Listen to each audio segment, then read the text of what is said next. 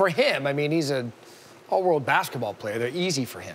Right. Well, actually, he said, despite that, that they are actually very hard, and that he has a huge issue with people that think that they're easy. Well, so, these Brads and Chads have made it look real easy this year. They really have, so Steph Curry. But if you've got a problem, Jay Will, maybe take it up with Keith Olbermann. There's not such a thing as an Atlanta sweater. Soccer sweaters and scarves. Well, okay. Well, not in my world. Listen, I mentioned not top plays. And, you know, Matt, we did 3 hours together, and I feel like probably the easiest part of the show.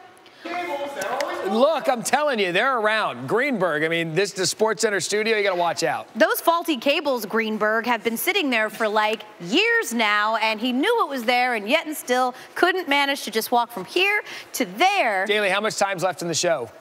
Oh, good. I'm going to leave her on it by herself. Oh, no. So she can make fun of me all I want. Fill the time. Go. The celebration of a half-court shot.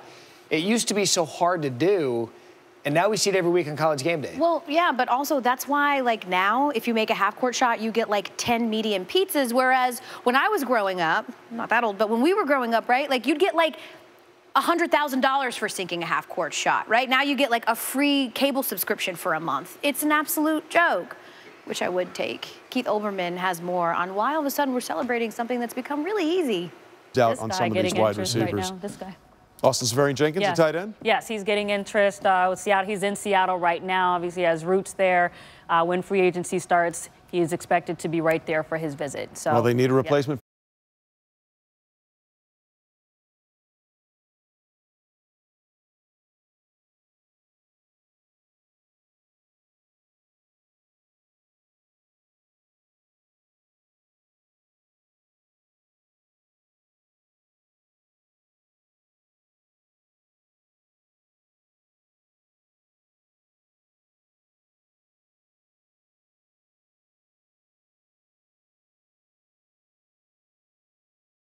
Free agency is officially underway. Josina Anderson just getting off her phone right now. Yes, my dialed phone in. I'm like, what is going on? On all of this, Joe, Yes. tell us why Keenum to Denver. Why did that make sense? How did it come about? Well, first of all, Lisa, Case Keenum is no fool. He knows what he accomplished in Minnesota. 22 touchdowns, 7 interceptions, a QBR of 70, second in the league. Tom coach now was the DB coach. So he has that connection there. And even though guys like Von Miller, C.J. Anderson, Emmanuel Sanders were like, Kirk Cousins, come to Denver, the front office shifted their focus to Keenum, who they feel comfortable with, and now they're hoping that he can continue his career year in Denver. Well, you knew that something was going to happen when Mike Zimmer, week to week, would not commit to the quarterback that led them to the NFC Championship game, went 11-3. So he's off to Denver. Let's talk about Allen Robinson, wide receiver, now headed to Chicago. You spoke to him. What did he say about making this move to the Bears? First of all, can I just tell you how crazy this was? I was on the phone.